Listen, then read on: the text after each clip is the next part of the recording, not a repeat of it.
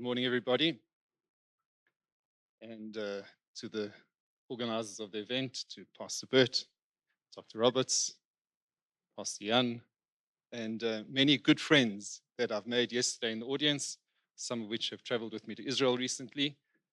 And it's an honor and a privilege to be here with people of integrity, people of sincerity, and people who can make a difference.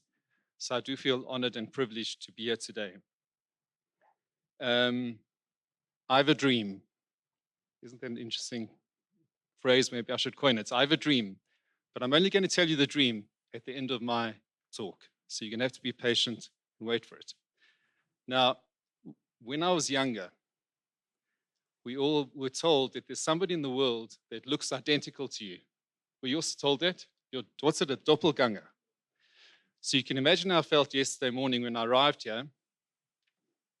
And I went to get my name tag. And, you know, my surname Zagnoev is not a very common surname. So I saw there was one Shaun Zagnoev, but there was a second Shaun Zagnoev. So, you know, that kind of threw me off a little bit. I then looked, and the one Shaun Zagnoev was written S-H-A-U-N. The second one was written S-E-A-N. And then I realized, why was that the case? Is because the organizers of this event realized that they didn't know how to spell my name. And they wanted me to be comfortable that I wore the right name. And what that told me, what that reminded me, is that Pastor Bert and Jan are people who care about every single individual. They don't just look at numbers, which is why they've been so successful. You know, you aren't successful because you're trying to just deal with the masses of people. You recognize the individuality in every single person. I saw this in the most manifest way when I spent a week together with Pastor Bert and others, Marcus and other religious leaders in Israel. And we told them to engage with an open heart, because you hear lots of different things about Israel in the media, and you need to, when dealing with the situation, engage with an open heart. So I too said to myself that I will engage with an open heart with these fine people. And as I've said to them, what I discovered is that I'd never really been exposed to Christianity in a deep way. I was exposed to people, I was exposed to a form of Christianity that was sincere, was deep, was caring. And that's the benefit of engaging with an open heart, in that you have preconceived ideas and you can change those ideas. So I say that now because I'm asking all of you in the audience to engage with an open heart, because I'm going to be sharing thoughts that may be uncomfortable for some, but these come from my heart, and I think it's something that is necessary to be aired. And you can obviously differ, you can discuss with me, and I'm not seeking to change your minds, I'm just seeking to ask you to engage with an open heart. Yesterday, there were a few calls for solutions. You know, there's limited value in having talk shop after talk shop. So there were calls for solutions. I actually differ, because I think there is massive value. Look, I think there need to be action plans. You know, we mustn't just rely on having these meetings every year.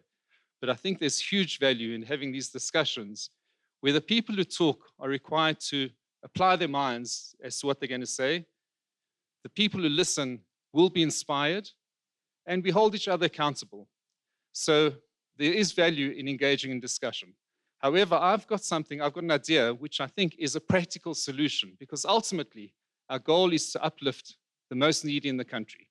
And I have a solution which I think this faith-based organization and the political leaders present, I think, can adopt, and I think it would be transformative. You know, we've got in my mind, we've got a gaping wound in South Africa, in that our country has adopted the most hostile stance of almost any country in the world towards Israel. And, you know, perhaps we're seeing that being manifest right now as we speak, is that there's actually a motion in Parliament to shut down the Israeli embassy in South Africa. So I personally, for the reasons that I'll offer, and again, I'm not seeking to force you to change your mind, I'm seeking to ask you to think. I'm saying that I think this is harmful to South Africa, and I'm going to discuss this in using 3 different themes. And the litmus test, or the yardstick, when thinking about these arguments is it good for the average South African In other words, when the government takes a policy position, is it good for the average South African? That's all that should matter when our government takes decisions and when faith-based leaders make calls. Is it good for the average South African? So the first question, and I'm going to apply this in terms of three different categories. You all probably know that South Africa has taken Israel to the ICJ, and this is a very high-profile attack to demonize Israel, probably spending, I don't know, Stephen, you probably know this number better than I do, I think of the order of 200 million. Okay, 500 million is allocated for this event. Now, with 500 million, Henry, I'm sure there's lots that one can do, right? If I give you 500 million, Pastor Bert, I think there are many hungry people and homeless people that could be housed. But our government has chosen to do this. Now, one of the consequences of doing this is that South Africa has deeply offended the biggest global power in the world. And that is obviously the United States of America. So we've now become a hostile force within the United States of America's foreign policy position. I heard, and this is confidential, so as Bert said yesterday, this is a private meeting. This is confidential, that there is talk that America may seek to make an example out of South Africa as a country that is opposing its foreign policy position. And that would obviously be devastating for South Africa. But as it stands right now, because of our foreign policy position, America has adopted a negative stance towards South Africa, and that's impacted on the average person in South Africa. As you know, with the current tariff regime, many of our industries in South Africa, the tariff regime between South Africa and the United States, many of our industries are becoming unviable. One of the biggest industries we have is the automotive sector. And we're losing tens of thousands of jobs every day because of the current tariff regime. That could change if South Africa adopted a more cordial relationship with the United States and actually said it's going to withdraw from its public opposition to Israel. That, as I say, that's not really benefiting the average South African, but it's harming the economic prospects of South Africa. South Africa argues, I'm sure this clock's wrong, South Africa argues that by taking its position, it's becoming the moral voice and it's going to position itself to be a mediator of the global conflicts within the Middle East. I was embarrassed when in Sharm el-Sheikh, a few weeks ago, when they had the peace discussions, the agreement between Israel and Hamas, it was, I think, the biggest leader of foreign heads of state that have met in one place in Egypt. I think there were 30 heads of state that met. And you know who was conspicuously absent from that event? South Africa. So we are basically playing ourselves out of relevance. We're spending our taxpayers' money to promote an agenda which is harming our relationship with the biggest global economic power. And I argue that that strategy from a geopolitical alliance point of view is not serving the interests of the average South African. Let me move on to something else. The second theme, why it's good for South Africa to engage with Israel, is that Israel has the knowledge, the desire to uplift Africa. I'm not sure if you're aware of this. In the founding documents of Israel is a statement that after the redemption of Israel, the leaders of Israel want to facilitate and want to see the redemption of the rest of the continent. I'm not sure if you're aware of this. It's for that reason that Israel currently has active relationships with 40 out of 54 African countries. And Israel has many, many NGOs that are dedicated exclusively to uplifting the continent. I'm not sure if you're aware of this. They see it as a national prerogative to uplift the most needy in the continent of Africa. You know, some examples that you'd be familiar with are drip technology, where limited amounts of water can be used for agriculture on a large scale. Medical technology, a while back, I guess we should, amongst friends, we can share some secrets. I don't know if you've heard of a pull cam. Anyone heard of a pull cam? So this is because a colonoscopy is not a very pleasant experience for those of you who've had one, and those who've had are busy, they know. So, so the pull cam is an alternative technology where you swallow a pill, and that takes pictures of your digestive system. It takes 7 pictures every second. So this is now Israeli technology which has been developed in order to help humanity. And this is the kind of technology that can be applied to South Africa. Agriculture, 100 years ago, South Africa and Israel were in very similar situations. Israel was a marshland, it was a desert, it wasn't really hospitable, it wasn't suitable for agriculture, and it's been transformed. And Israel desperately wants to take that technology and know-how and use it to uplift the continent. One of the trips we went to Israel, we went to saw a remarkable place that's called Save a Child's Heart. And what Save a Child's Heart is all about, it's an Israeli NGO that scours Africa. It goes through Africa and it looks for children who have a certain congenital heart disease that can be corrected. And it takes those children to Israel for a few weeks, months, and it performs surgery on those with the best surgeons in the world, performs surgery on those individuals, and it allows them to recuperate. Now, part of the recuperation is that they bring those children's mothers with them to Israel so that the mothers can cook the food that the children are familiar with. And it's a remarkable thing that they then also train experts, specialists around Africa to continue performing those kind of heart surgeries in their countries of origin. So this was really heartwarming to see. The delegation we took from South Africa, which was actually leaders of the Shembe Church, were then watching the presentation, and afterwards they put up a list of the countries that have benefited from this technology. They went through many, many African countries, and there was one that was conspicuously absent. And do you know which country that was? Not hard to guess. South Africa. The question that was asked, obviously, is where is South Africa? Do all South African children have good hearts? And the answer that was given is that South Africa is hostile to our approaches to engaging with the people of South Africa. That doesn't make sense. I'll share one more thing, a few more things. From a water point of view, as you all know, Israel is effectively a water-scarce area. It is effectively a desert, and it has blossomed because it's learned by virtue of necessity how to optimize water. I'll share with you again in confidence, and if it's word spreads, I know who spread it. We met with the Deputy Foreign Minister of Israel a few weeks ago, and I've got witnesses here, so if I say anything wrong, they'll correct me. And she said that she desperately wants to uplift Africa. That's one of her agenda items. That's what she sees as one of her callings in life. And you'll recall, many of you, that not so long ago, Cape Town had a very severe water crisis. You remember that? We were kind of edging towards day zero. Israel approached South Africa and said, we have a water solution for you. And South Africa declined the offer. I'll share something else with you from our most recent visit. There is an NGO in Israel, and I'm not going to name it. This NGO's purpose is to go around Africa and to go to the most water-needy places and to sink boreholes that are powered by solar panels.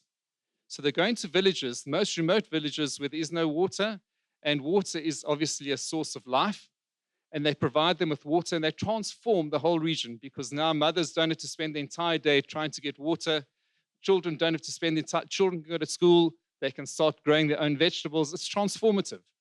They then shared with us, now this is a statistic which really, really is surprising, that they're providing water right now, clean water, to many South Africans. Any guess as to how many South Africans are currently getting water from them, from their technology? Any ideas? Any thoughts? Huh? No?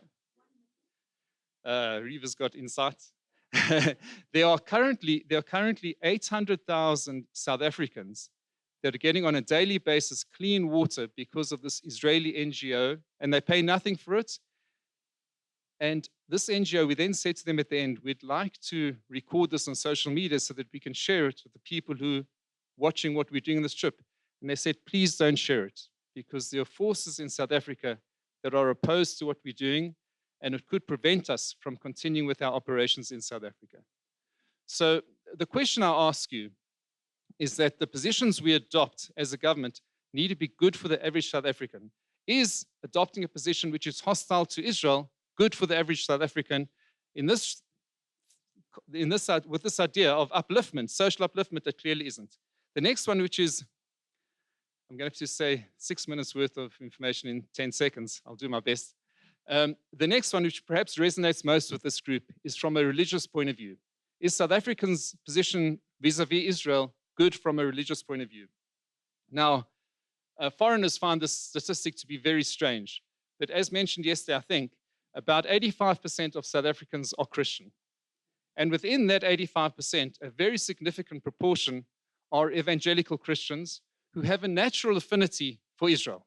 They have a connection. I actually, yesterday, sampled this amongst the people here just to find out your relationship with Israel. And most people do love Israel. So why is that the case? It's fairly obvious.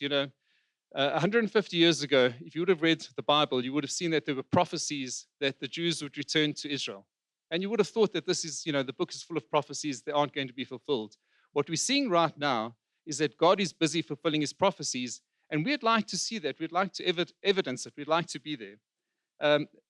Another statistic that you may be aware of is that within the Middle East, every single country, there is a reduction in the number of Christians in those countries. I don't know if you know that. Every single country in the Middle East, the number of Christians is dwindling.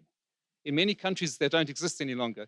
There's only one country in the Middle East where the number of Christians is growing, and that is Israel.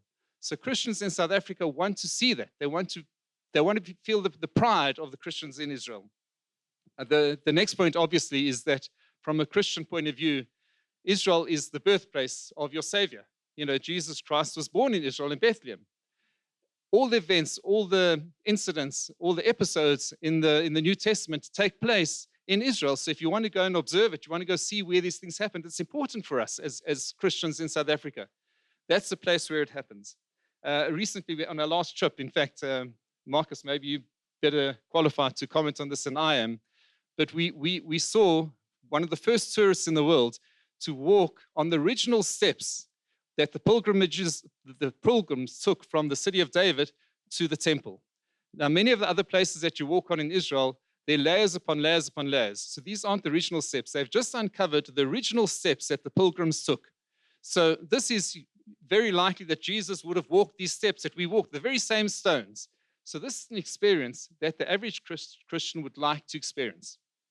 If you go to Israel right now and you lose your passport as a South African, you're in big trouble because South Africa has effectively closed its embassy in Israel. So they've introduced barriers that are preventing the average Christian the opportunity to express their religion, which I don't think is in the interests of Christians, which constitute, as I said, the majority of South Africans. The last point, which hasn't been said today, but I don't believe that God lies. And I don't think, certainly amongst this group of people, God doesn't lie. So when God says to Abraham, and we've said this many times, when God says to Abraham in Genesis, I will bless those who bless you and curse those who curse you, we have to believe that that is truly the case. And that is the override, which says that if South Africa chooses to bless Israel, it will be blessed, and vice versa, and the opposite would be true. And historically, we've seen that this is actually the case, that countries that have embraced their Jewish populations have thrived. Those that have adopted a negative position towards their population, the Jewish populations, have over time declined. So it's clear that in terms of this metric, from a religious point of view, South Africa should be adopting not worst case, not a hostile position, best case, a favorable position towards Israel. So what is the dream? I hope that you're thinking about it a little bit. What is the dream that I have? The dream that I have is that the next signatory to the Abraham Accords actually is South Africa. And I think that can be achieved because of the faith-based community strength that we see around here. And a lot of what I'm saying, in fact, was inspired by some of the comments that were made yesterday. I just wrote them down. Dr. Roberts pointed out that sometimes peacemaking happens when you forge the most unexpected relationships. So can you imagine South Africa can transition from being the enemy of Israel to actually being the friend of Israel? That would be an unexpected relationship. Reverend Hermie, meaningful change in society comes from the religious community. So a change of that nature could actually emanate from the religious community, which is best represented by this group of people. Colleen, I saw you walking in. There we go. She spoke extensively about the story of Esther and how suddenly, within a moment, something which is a devastation, which is a destruction, which is harmful, can suddenly switch to being a salvation. So I look forward to a situation, hopefully not in the long-term future, where South Africa actually blesses Israel, and that God in turn will bless South Africa with boundless success and prosperity, and that perhaps this meeting could be the turning point for that event. Thank you very much.